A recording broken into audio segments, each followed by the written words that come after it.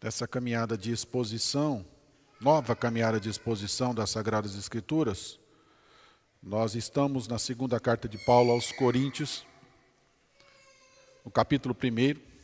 Nós falamos do verso 1 ao verso 2, depois falamos do verso 3, e hoje eu gostaria de falar sobre o verso 4 ao verso 7.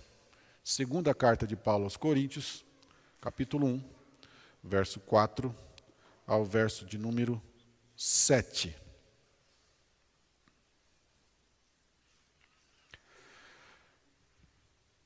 É Ele que nos conforta em toda a nossa tribulação, para podermos consolar os que estiverem em qualquer angústia, com a consolação com que nós mesmos somos contemplados por Deus.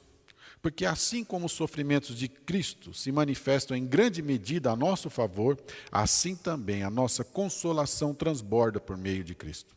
Mas, se somos atribulados, é para o vosso conforto e salvação. Se somos confortados, é também para o vosso conforto, o qual se torna eficaz, suportando vós com paciência os mesmos sofrimentos que nós também padecemos.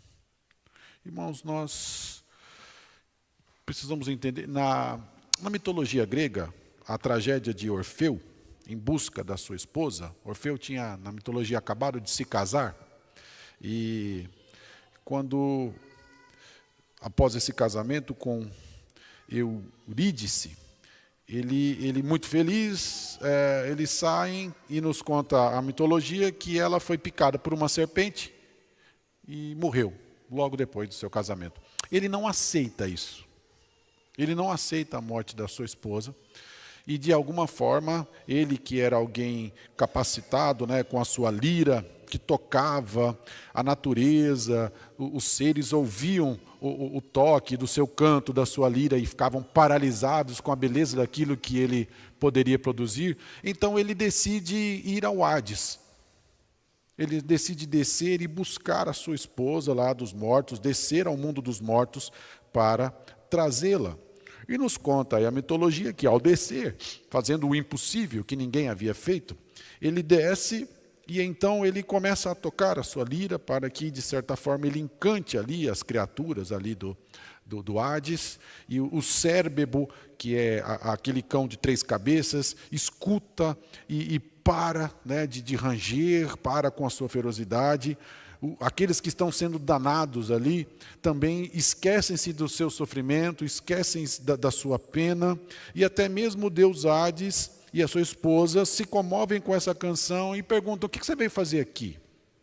E o argumento dele é: eu não vim aqui por curiosidade, eu vim aqui por dor, e eu vim aqui por amor. Nos conta então a mitologia que ele sai. Hades permite que ele leve a sua esposa, mas como nada é de graça, ele diz: você pode ir, você pode levar a sua esposa, mas na saída do Hades, você vai caminhando rumo à luz, você não pode olhar para trás, até que a luz se coloque sobre vocês dois. Ela será guiada pela sua sombra, e então você vai, caminha, quando você sair, aí você vai olhar, aí você vai conversar com ela, para que vocês então aí, a partir daí, possam viver essa nova liberdade. E é um interessante que, de certa forma, a igreja, ela é chamada por Deus, ela é conduzida nessa trajetória de retorno ao Éden, de retorno à perfeita criação. Ela é conduzida, ela é dada a Deus, mas parece que a igreja tem uma enorme dificuldade de entender que essa trajetória ela é marcada por obediência.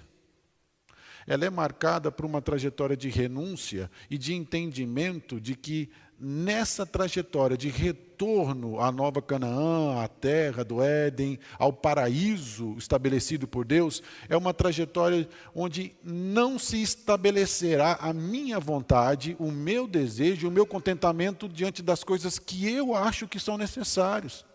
Mas essa caminhada de retorno ao paraíso é uma caminhada de reconhecimento de que o reino não é meu, o reino foi dado ao Filho. E é a vontade dele que é estabelecida. E quando eu olho para o Filho e vejo a trajetória dele como mediador, como salvador, servo sofredor, que se entregou para salvar o seu povo e a sua igreja, e entendo que eu sou discípulo nessa caminhada, eu começo a ver que a personagem principal nessa caminhada de retorno não sou eu.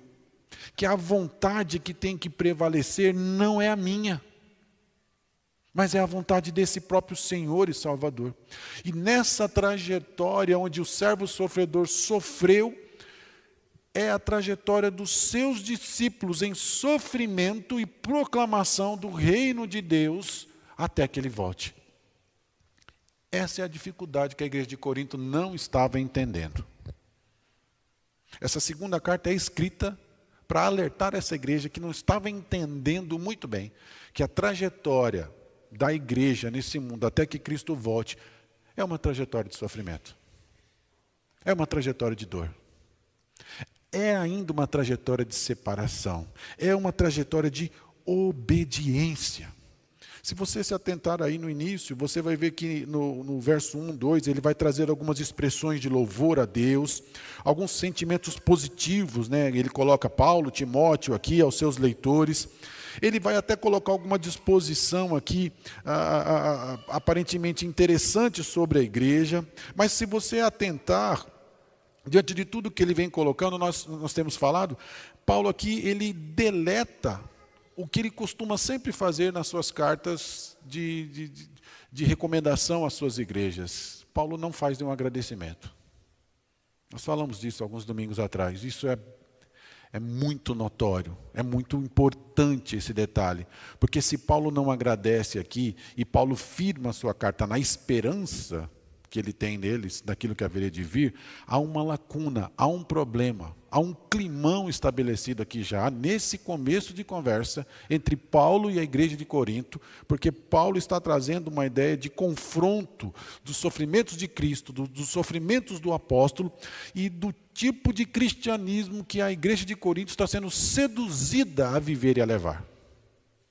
Um cristianismo conduzido pelos superapóstolos, por homens extremamente fortes, destacados, extremamente presentes, com sinais de dinastia judaica, com toda a forma de oratória, de conhecimento, mas nenhuma marca do evangelho que seja comprovada no seu próprio corpo, no seu próprio sofrimento.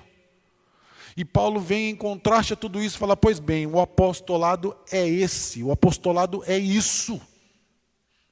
Apostolado não é mostrado em força, em uma autoridade de força diante do povo ou de imposição. Apostolado é mostrado em fraqueza.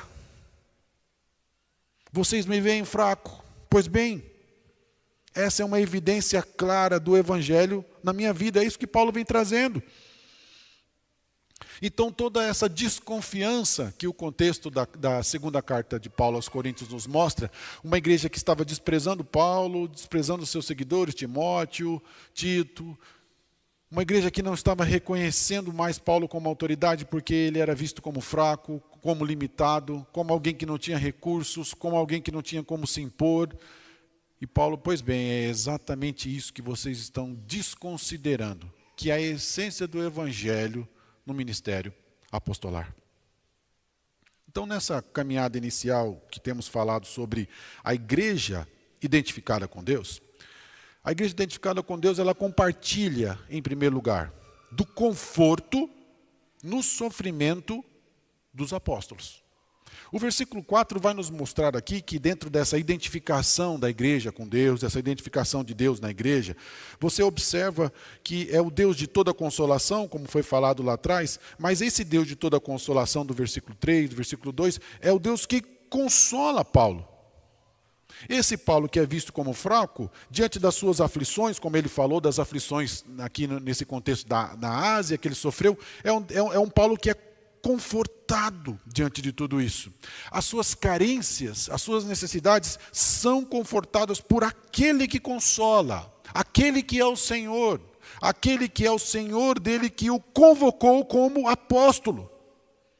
Então, Paulo está, de certa forma, já fazendo um confronto daqueles que de certa forma, estavam amando mais as bênçãos do que o doador das bênçãos, aqueles que estavam iludidos com a ideia de poder, com a ideia de ostentação adentrando no Evangelho, porque era isso que a igreja estava se apegando naquele momento, quando rejeitava o apóstolo Paulo e se apegava a esses superapóstolos. Paulo está chamando a atenção para aquele que consola, aquele que é o Senhor de toda bênção, os benefícios. Não há como eu me alegrar sem reconhecer quem é o doador das bênçãos. Eu posso e devo me alegrar em Deus, eu devo me alegrar naquilo que Ele deu, mas deixar de reconhecê-lo como doador, como aquele que é o beneficiário de tudo isso, não fundamenta um louvor adequado. Por isso, Paulo está muito preocupado em identificar mesmo Deus diante de tudo isso, o bendito, o Senhor, aquele que é separado para isso, e que os coríntios estavam começando a deixar de lado. As bênçãos de Deus que aparecem diante de tudo isso aqui são um convite claro para que a igreja confesse que Deus é o Senhor, assim como os salmistas fazem. Gostei do comentarista aqui, que ele traz a ideia de que parece que a segunda carta de Corinto é um grande salmo. Porque ele vai sempre se lembrando e vai confessando o senhorio de Deus e uma adoração ao Senhor. É isso sendo expandido. E quando ele fala de aflição, que é o termo que ele usa aqui, né, uma ideia de pressão, de constrangimento, de fardo, ou até mesmo angústia, essa expressão aqui vem transmitir esse significado daquilo que eles estavam sofrendo, de toda essa dor. E aqui Paulo vem trazendo a ideia de que Deus é o Senhor que não permite que isso passe impune, mas que isso seja encontrado no conforto estabelecido pelo próprio Deus. E Paulo faz uma distinção interessante aqui. Antes ele fala Senhor nosso, mas aqui ele vai falar do nosso sofrimento.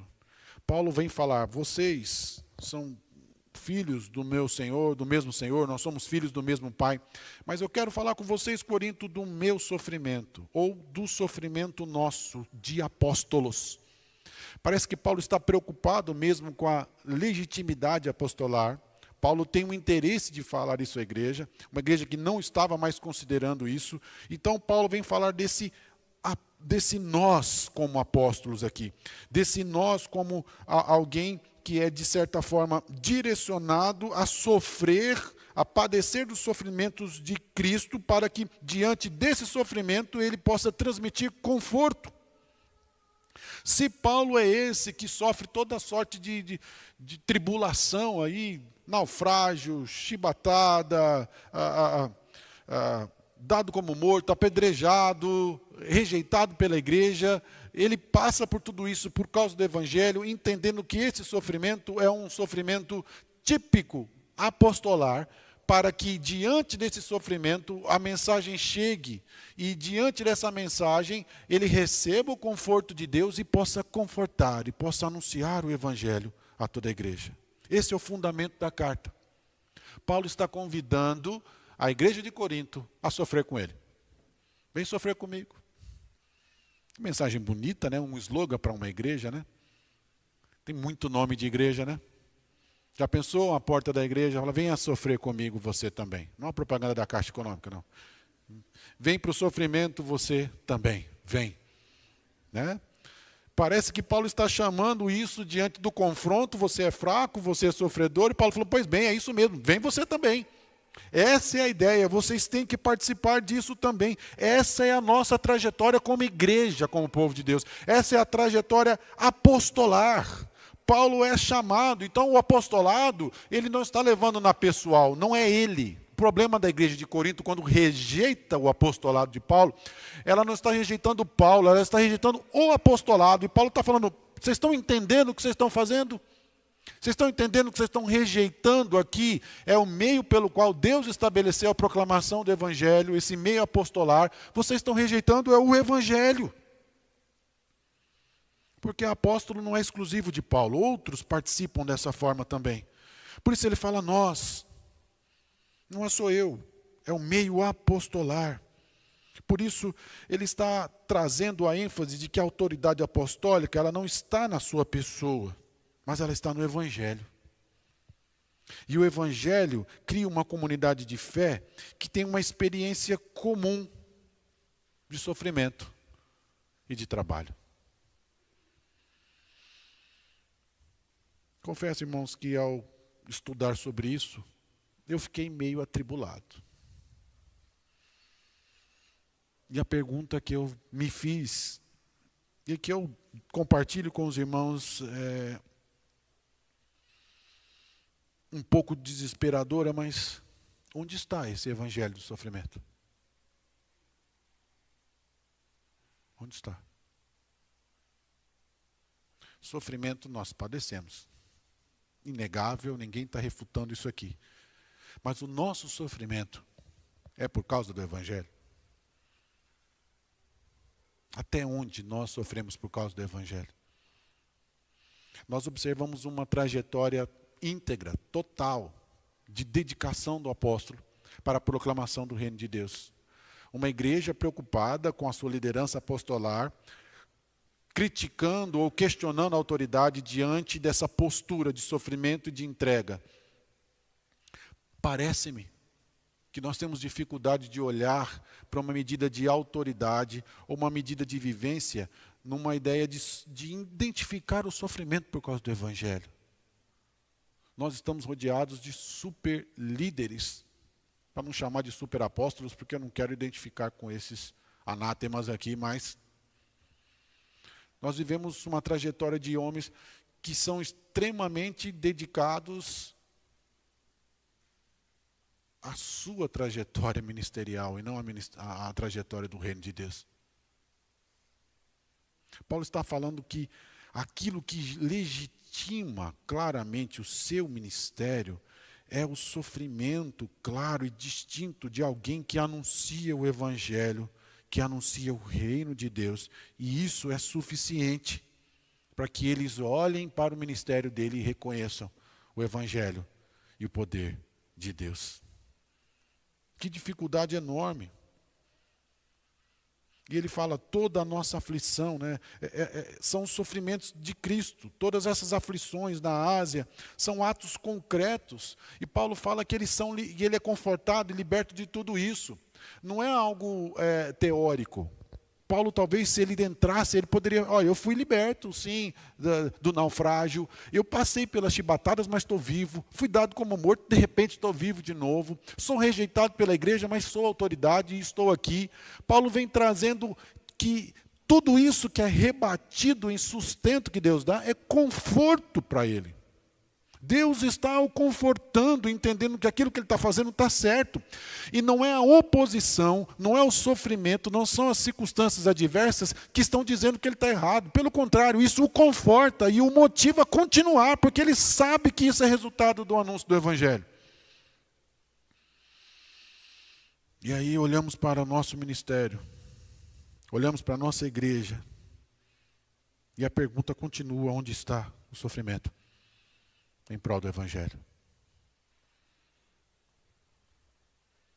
O apóstolo tem o poder de confrontar essa situação, levando conforto àqueles que estão passando por toda sorte de tribulação. Ele vai ligando essa ideia. Os sofrimentos de Cristo alcançam o apóstolo e o confortam. Cristo foi confortado em seus sofrimentos.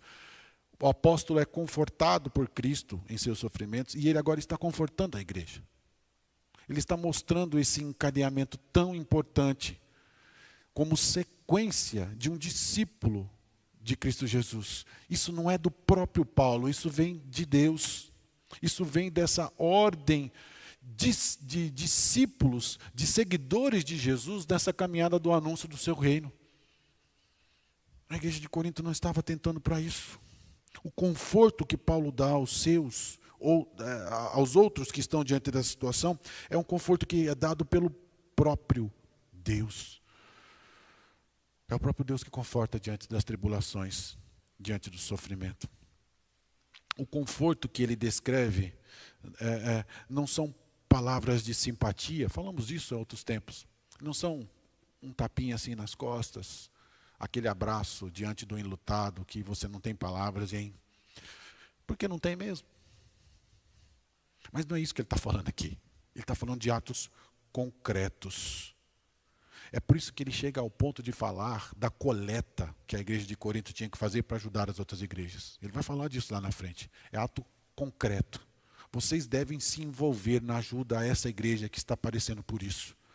E ele vem fazer isso diretamente diante de ações. É um evangelho que não é teórico, é um evangelho que é eficaz. Ele distribui diante das dores e sofrimentos, mas ele distribui conforto. Ele faz com que a igreja partilhe e absorva o sofrimento, e ao mesmo tempo que ela absorve, ela conforta. Ela distribui aquilo que vem do próprio Deus. E aí nos faz enxergar as dores, tribulações e dificuldades de forma diferente. Aí nós não olhamos para as dores e circunstâncias simplesmente como um meio de punição. É um meio pelo qual Deus abençoa o seu povo, distribui para que o evangelho seja anunciado e o seu povo seja confortado diante de tudo isso. Essa é a experiência apostólica diante da aflição e diante de libertação. Aqui o apóstolo tem que ser visto como um apóstolo sofredor, porque ele é um discípulo do Cristo sofredor. A trajetória de plenitude é depois que Cristo voltar. Cristo está sentado à direita do Pai, plenamente, mas a promessa de que ao seu retorno todas as coisas serão plenamente estabelecidas. Até então, somos salvos, somos redimidos, mas a nossa trajetória é de anúncio desse reino, é de anúncio desse evangelho diante de uma oposição à glória desse Cristo. E diante dessa oposição, há dor sim, há sofrimento sim, há dificuldade sim, mas também há conforto, há certeza de que Cristo está ao nosso lado e de que tudo o que estamos fazendo não é em vão. De certa forma, Paulo está virando para a igreja e está falando assim, olha, como é que eu poderia vir aqui pregar o evangelho para vocês?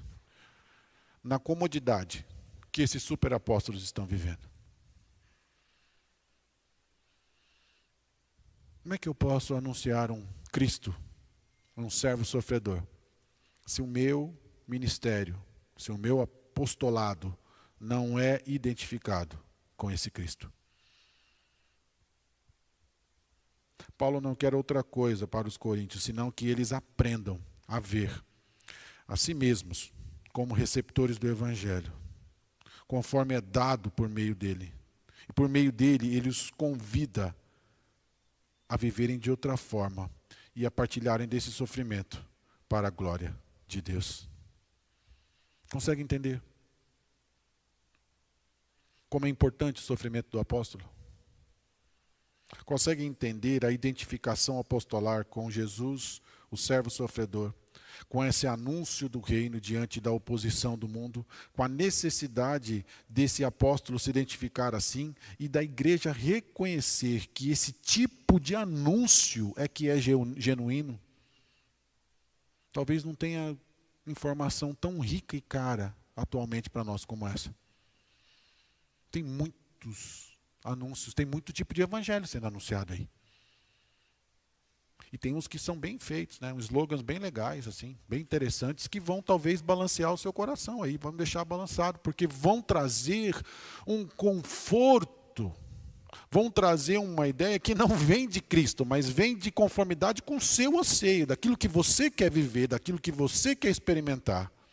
Daquilo que o mundo está propondo e diz que você tem que viver, mas Cristo está do outro lado dizendo, falou, não, eu não elegi você, eu não separei você como igreja para isso. Eu separei você como igreja é para sofrer, é para padecer, é para anunciar o meu reino, é para passar pelas circunstâncias mais adversas, mas vocês entendam que a promessa que eu fiz, que eu estarei com vocês todos os dias, até a consumação dos séculos, e que eu darei a vocês o meu conforto, é que deve fazer vocês prosseguirem. Vocês creem nisso? Essa é a chamada do reino de Deus. É isso que Paulo está falando para a igreja de Corinto. Olha, esse é o anúncio. Esse é o chamado para ser igreja. É esse. Qualquer outro tipo de conforto que diminui o sofrimento, que diminui o peso dessa trajetória, dessa dificuldade, é mentiroso, é ardiloso e não vem do Senhor. Ah, pastor, mas somos mais que vencedores em Cristo Jesus. Nós somos chamados para comermos e bebermos o melhor dessa terra. Nós temos que desfrutar de alegria, de paz. Tudo isso o Evangelho nos coloca assim, mas a Bíblia nunca disse que é antagônico à ideia de estar alegre em meio à tristeza. Ter paz em meio à guerra. Essas coisas são difíceis de entender no âmbito humano. Mas quando Ele nos chama para entender o seu reino e para a amplitude de tudo isso, mesmo em guerra, nós temos paz. Porque nós temos paz com o Senhor de todo o universo. E mesmo diante de sofrimentos, de dores, nós temos alegria. A alegria da presença do Senhor que conforta diante de tudo isso. Não vai deixar de doer. Não vai deixar de ser humilhante. Não vai deixar de ser ultrajante aquilo que passamos. Mas experimentaremos algo inimaginável num contexto natural. Experimentaremos o poder sobrenatural de conforto que o Espírito Santo nos dá diante de uma situação como essa. Trajetórias terríveis, marcadas por alegria e por paz, por sabermos que estamos fazendo a vontade do Senhor. Uma igreja identificada com Deus também, ela compartilha do conforto, como falamos anteriormente, não só do conforto nos sofrimentos apostolares, mas do conforto nos sofrimentos de Cristo. O versículo 5 vem nos trazer um pouco sobre isso. Sobre as aflições que chegam a Paulo, nada mais são do que os sofrimentos de Cristo. Os sofrimentos de Cristo foram em prol de todos aqueles que ele salvou. Mas Paulo aqui chama, e ele fala dos sofrimentos de Cristo, e ele vem trazer esse contraste, se você se lembrar do contexto, contra uma teologia da glória helenística, do pensamento grego. Quando ele fala dos sofrimentos de Cristo aqui, ele está contrapondo os superapóstolos, que estavam enfatizando que você não precisa mais sofrer. Cristo morreu na cruz, ele já levou sobre si o sofrimento, você não precisa mais disso. Você não precisa mais disso. Aí Paulo vem e enfatiza os sofrimentos de Cristo. Paulo está fazendo um confronto claro aqui dessa ideia. Não adotem essa perspectiva da teologia da glória humana agora. Adotem a teologia do sofrimento do servo sofredor, porque essa é a compreensão bíblica do ungido do Senhor. Do Filho amado de Deus, o Pai que entregou o seu Filho para morrer no nosso lugar, para sofrer no nosso lugar, que suportou o sofrimento e a morte, como diz no capítulo 5, versículo 14, de todos os seres humanos, como assim coloca lá, para que nós pudéssemos participar desse Cristo e também do seu sofrimento. Nós também somos chamados a partilhar deste sofrimento. O sofrimento e a morte de Cristo são completos, estão no passado. Mas o sofrimento e a morte de Cristo continuam com seus efeitos presentes. Eles são superados claramente na sua ressurreição. Mas todo esse aspecto de Cristo no passado, ter morrido, ter ressuscitado, ter sofrido, de tudo isso trazer uma repercussão presente, de sermos salvos, de sermos redimidos, de sermos poupados da morte eterna, na sua ressurreição, Paulo vem falar claramente que ele carrega em si a morte de Jesus no seu corpo. Capítulo 4, versículo 10. Ele continua carregando isso. Ele está carregando as consequências de tudo isso. Aqueles que pertencem a Cristo compartilham dos seus sofrimentos. Versículo 7. Seu Senhor continua sendo crucificado, visto como crucificado, mas que vive. E ele que foi crucificado em fraqueza. E ele só vive no poder da glória do Pai. Quem ressuscitou a Cristo não foi ele mesmo, foi o Pai. Foi o seu poder. Essa trajetória nos fala muito dessa dependência que temos que ter de Deus. Cristo depende do poder do Pai. É o poder do Pai que o ressuscita, é o mesmo poder que ressuscitou a Jesus, é o poder que é derramado em Pentecostes e que está sobre nós. E é dentro desse poder, onde Cristo demonstra a sua dependência totalmente, é que nós, como discípulos, somos chamados a continuar assim, desfrutando dessa salvação, participando de Cristo, inclusive compartilhando sofrimento. Assim como os sofrimentos de Cristo são abundantes para nós, assim também por Cristo é abundante o nosso conforto. Há uma ideia de aflição, de sofrimento. Ele vai fazendo esse jogo de palavras e vai trazendo aqui, mas é muito estranho vermos que a forma maravilhosa é que esse sofrimento de Cristo é que gera a glória eterna. É esse sofrimento de Cristo que cumpre a vontade do Pai. E é esse sofrimento da igreja, como também observamos na exposição em Apocalipse, é o meio pelo qual Deus purifica, Deus guarda a sua igreja e Deus promulga o seu reino e a sua glória, para que no final essa desfrute plenamente da plenitude de Cristo. Então não há em nenhum momento da Escritura a negação de um sofrimento como meio pelo qual a igreja passará para anunciar a sua glória. E o que a igreja de Corinto está sendo chamada aqui pelos superapóstolos é começar a adorar, absolutizar os dons, adorar os resultados e se esquecer do doador das bênçãos. E se eu estou cortando o caminho, acreditando que uma vida de devoção a Deus é uma vida apenas de usufruir de alguns benefícios que eu desejo ter um bom emprego, eu desejo ter um bom salário, eu desejo ter saúde, eu desejo ter um bom casamento, não tem nada de errado com isso. Mas se eu acredito que a aproximação com o Evangelho vai me trazer essas coisas, porque Deus é obrigado a fazê-lo, porque eu o adoro ou porque eu o confesso, eu estou redondamente enganado da ideia do anúncio do Evangelho. O Evangelho não existe para isso. O Evangelho existe para que a igreja adore ao Senhor. Qualquer tipo de benefício que me é dado diante de tudo isso, é um benefício que eu vou usufruir para o reino de Deus e para a sua glória. E se não for me dado também, eu continuarei nessa trajetória, ainda que de sofrimento, utilizando-se disso para que a glória de Deus seja refletida. Paulo, quando está anunciando um evangelho nos sofrimentos de Cristo, em contraponto à ideia da teologia da glória, da glorificação, Paulo está contrapondo a ideia porque ele está querendo tirar a ideia de idolatria.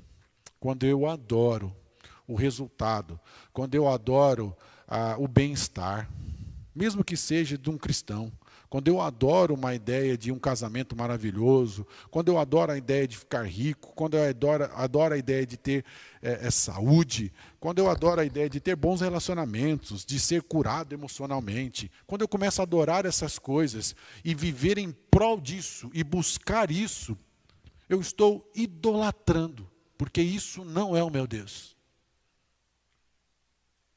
Essa proposta dos superapóstolos, que toma conta dos sermões, que toma conta de denominações, de um discurso da grande mídia que é colocada, é uma proposta muito fácil de ser vista hoje, e isso me assusta. Isso me assusta. Porque me parece que cada vez mais esse anúncio da mídia está cada vez mais distante do evangelho claro do que Paulo está falando. Do evangelho de uma igreja sofredora, de uma igreja, sim, militante, de uma igreja que sobrepõe o inferno, que jamais será abalada, mas que passa por tribulação e por dificuldade e é confortada por Deus. Paulo está confrontando uma teologia de adoração do poder, de adoração da riqueza, de adoração do prazer. Pastor, Deus é inimigo do prazer? Se ele for o seu Deus, sim. Se ele for a razão de você existir e de que você quer viver, desfrutar do desejo, desfrutar do prazer, sim. Não há um problema no prazer, não há um problema no deleite, no desejo. O problema é quando isso é a razão da minha existência. Isso toma conta da religiosidade.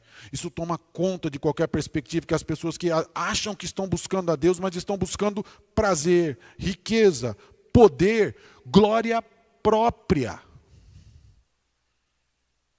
Não há identidade, mas por isso que Paulo está expondo a identidade de Deus aqui. Não há mais uma identidade minha, a minha identidade é em Cristo. É no seu reino, é na sua glória, é no seu poder. Por isso, a descrição que Paulo faz aqui, né, de seguir o efeito aqui dessa experiência do versículo 6, o seu sofrimento opera a salvação dos coríntios. É estranho falar isso, que através do sofrimento dele, Coríntios, a igreja é salva, né, ou é operada a salvação. Não é, ele fala lá na frente, Paulo foi crucificado por vocês? Claro que não. Mas ele está falando de uma mediação. Deus se utiliza dessa questão do sofrimento apostolar. O próprio sofrimento de Cristo é transmitido nesse sofrimento apostolar. E a igreja, reconhecendo isso, ela é salva, ela é abençoada. A palavra chega à igreja, é de mediação. Cristo é o Salvador, mas Paulo é o que anuncia isso. O sofrimento é de Cristo, mas Paulo é o mediador desse sofrimento para que a igreja seja confortada. Você consegue entender como é importante esse meio de campo que Paulo está fazendo aqui? É isso que Paulo está colocando. A igreja não pode rejeitar esse apostolado, que nem é ele, mas esse apostolado, porque é esse apostolado que conforta, que alimenta e que media a salvação de Cristo na vida da igreja. Hoje pela manhã falávamos aqui, as pessoas não podem, pronto, agora eu sou apóstolo, pronto, eu tive uma revelação. Não, há um vínculo com Cristo. Apóstolos são aqueles que viram a Cristo, que receberam diretamente uma mensagem de Cristo. Não pode simplesmente alguém chegar e falar, olha, Paulo está longe aí, mas eu estou pronto para assumir o lugar dele, porque eu estou presente, eu estou aqui. Ele não tem vínculo com Cristo. Cristo não o chamou para isso. E Paulo está mostrando isso claramente. Esse tipo de sofrimento que a igreja é chamada a entender é o sofrimento de Cristo mediado aqui pelo apóstolo. A salvação chega a eles por meio do apóstolo. Paulo é meramente o apóstolo de Cristo. Mas ele é o apóstolo de Cristo. A igreja identificada com Deus também compartilha, em terceiro lugar, do conforto em seus sofrimentos. Então não é só o sofrimento apostolar, não é só o sofrimento de Cristo, agora é o sofrimento da própria igreja. A igreja é chamada a sofrer. Versos 6 e 7 vai falar. A aflição do apóstolo ocorre aqui por causa do conforto e salvação dos coríntios. Ele está falando, pois bem, se eu estou sofrendo aqui, se eu sou tribulado, é por conforto de vocês. Se eu sou confortado, é por conforto de vocês também. Ele começa a trazer não chega a ser um quiasmo aqui, mas ele chega a fazer essas comparações aqui, trazendo esse sofrimento que ele está passando e todas as dificuldades. A igreja de Corinto deveria enxergar nesse apostolado a posição clara de Deus abençoar a sua igreja. Eles podem confiar que todas essas aflições e tudo aquilo que ele está passando não traria sobre a igreja uma falsa confiança, mas pelo contrário, o reconhecimento, claro, daquilo que Deus tem feito. Então, se somos confortados, é por causa do seu conforto. Todas as coisas são por causa de vocês. Paulo fala desse conforto como salvação, como algo que ele deve suportar e que a igreja também é convidada a suportar. Ele encontra em meio aos sofrimentos meios pelos quais ele pode adorar ao Senhor e a igreja também assim deve fazê-lo.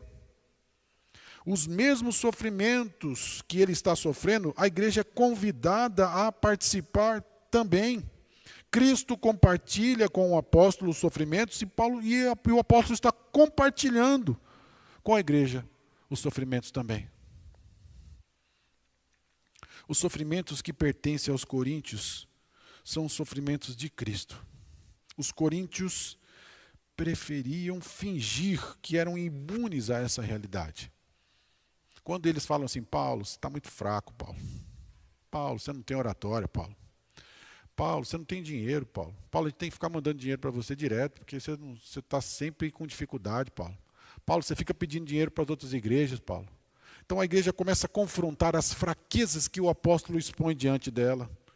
E os coríntios estavam olhando para esse tipo de fraqueza, fingindo que eles são imunes a essa realidade, como se isso não fosse sinal de dependência de Deus, e o meio pelo qual essa vida integral de entrega ao Senhor devia ser a realidade também da igreja. Ele começa a ser cético à autoridade de Paulo. A igreja fica cética, porque ela não consegue ver benefício financeiro, benefício de presença. Ela começa a olhar para Paulo e ver um peso da autoridade de Paulo, porque Paulo é aquele que cobra, que não está presente e que tem sempre uma palavra para corrigi-la, e nada daquilo que eles estão desejando usufruir agora para si e não para o reino é aprovado por Paulo. Então Paulo começa a ser questionado, e eles são atraídos por outros apóstolos, eles são atraídos por outro evangelho.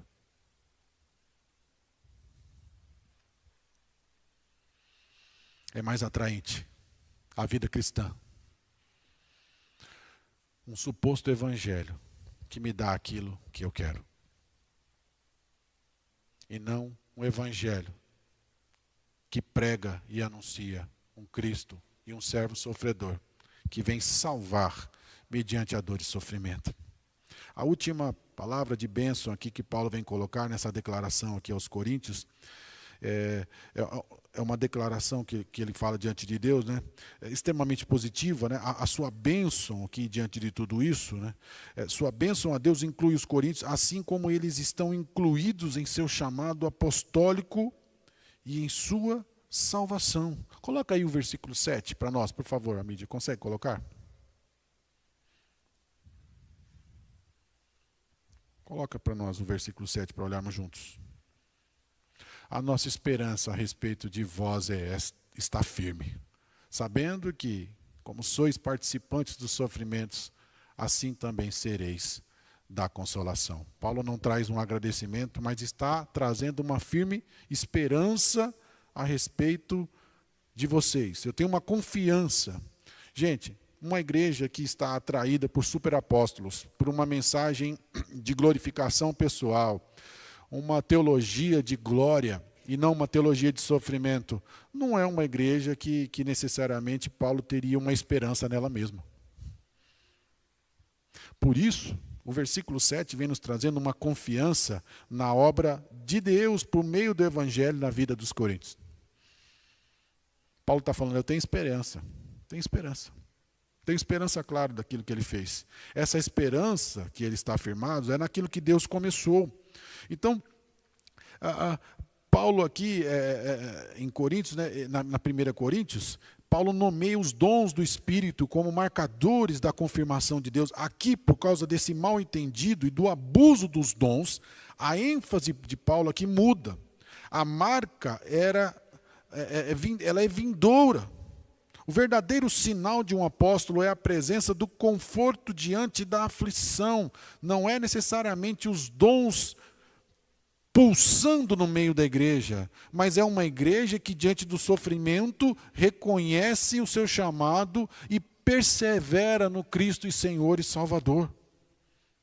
Ao localizar, então, essa confirmação e essa estabilidade deles em Cristo, Paulo está indicando implicitamente que os coríntios são instáveis em si mesmos. Não, eu tenho esperança, vai chegar a hora. Hoje não, tá? Hoje não. Hoje não. Mas eu tenho esperança que no futuro vocês vão desfrutar disso aqui. Eu tenho esperança. Se você lê aqui sem uma ideia do contexto, você vê Paulo extremamente polido, mas quando você vê os meandres daquilo que ele vai tratar na frente, você já vê que Paulo já está chutando a porta desde o começo. Desde o começo ele está sendo extremamente enfático. A confirmação de vocês vem de Cristo, vem da vontade de Deus, vem da eleição do Senhor, vem daquilo que Ele mesmo começou, porque vocês não estão vivendo isso agora. Ele está exortando a igreja dos Coríntios que reconheçam que o seu chamado é em Cristo, o Cristo do sofrimento. Aceitem o sofrimento de vocês. Sabe por quê? Porque o conforto só participa do conforto quem participa do sofrimento. Não tem conforto, não tem consolo, não tem encorajamento, que é uma palavra que é usada, sem participação no sofrimento. E esse é mais uma teologia da glorificação da igreja. Uma oferta de evangelho, onde tão somente ela participa de um conforto, de um consolo, de um encorajamento a seguir, sem nenhum engajamento de sofrimento, de dedicação, de entrega a esse Cristo e esse servo sofredor. Isso não é evangelho. Isso nunca foi. Isso é paganismo. É o paganismo que as pessoas se aproximam de uma deidade, fazem uma oferta e recebem aquilo que querem. Cristianismo, nós somos tirados das trevas, somos tirados do inferno, somos trazidos para uma comunidade de aliança, somos ensinados na sua lei e somos conduzidos a viver e a desfrutar tudo aquilo que Ele nos deu para a glória dEle, para a vontade dEle. É diferente, né? É bem diferente. E viver assim é compartilhar dos sofrimentos. Mesmo diante do pecado, mesmo diante das circunstâncias. Paulo vai falar, por enquanto, esse consolo ele é parcial, porque nós recebemos ainda, mas vai chegar o dia, no último dia, que ele vai ser pleno. Por enquanto, esses sofrimentos nós estamos passando e esse conforto vem e ele é parcial. Mas nós o recebemos, mas vai chegar o dia que seremos plenamente confortados pela própria presença de Deus diante de nós.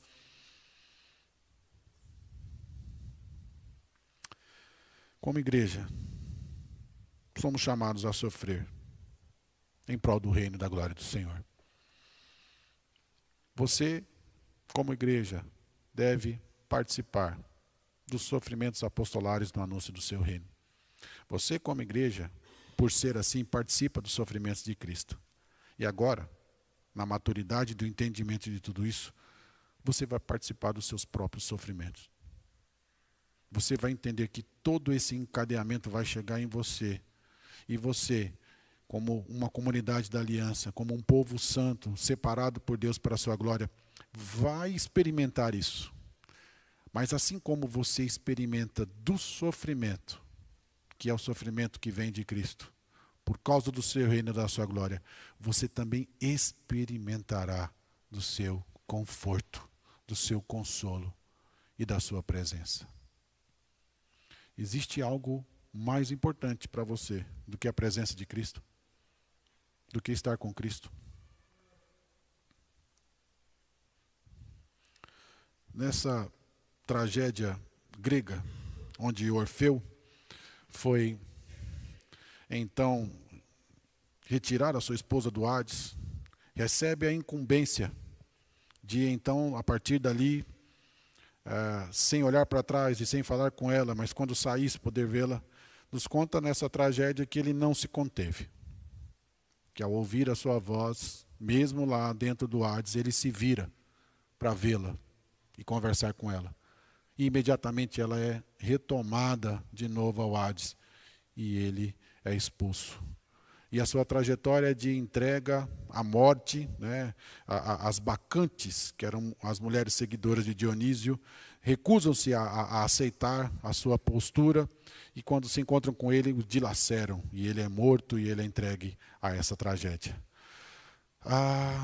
Toda a entrega nossa como povo de Deus diante de uma realidade de conquista, que tanto desejamos, ela é mediada por Jesus.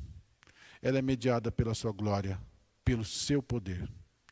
E que cabe a nós, nesse conflito de interesses que ainda o nosso coração busca, da nossa vontade, dos nossos desejos, das nossas ambições, temos o cuidado claro de que se somos filhos do Senhor, se fazemos parte da sua igreja e do seu povo, se participamos da sua salvação, nós participamos também dos sofrimentos. Nós participamos também das renúncias. Nós participamos das tribulações. Porque sabemos que, mediante tudo isso, somos confortados, somos fortalecidos a chegar até o fim. E assim, então, não mais temos um desejo corrompido e pecaminoso contra a vontade de Deus, mas agora plenamente transformados por Deus. Temos a nossa vontade totalmente saciada na presença daquele que é o nosso Senhor e daquele que é o nosso Salvador. Esse é o nosso Deus. Esse é o evangelho anunciado pela sua palavra. Esse é o apostolado entregue à igreja. Esse é o ministério da igreja. E esse é um entendimento claro de que tudo isso é a razão pela qual nós existimos. E eu rogo ao Senhor que, por sua graça e misericórdia, não sejamos confundidos. Ou não sejamos corruptos a tal ponto de anunciar que cremos em algo e dizemos que isso é para a glória de Deus. Mas, na verdade, isso é fruto do nosso coração. Que Deus tenha misericórdia de nós, como sua igreja, como seu povo. E assim o nosso compromisso diante do sofrimento seja de encorajamento. Opa, chegou? Então, se ele chegou, chegou junto o conforto. Chegou junto a presença de Deus. Chegou junto a força necessária para passar por tudo isso. E chegou junto a glória daquele que deve ser glorificado. Jesus Cristo, o Senhor dos senhores. Em nome de Jesus. Amém.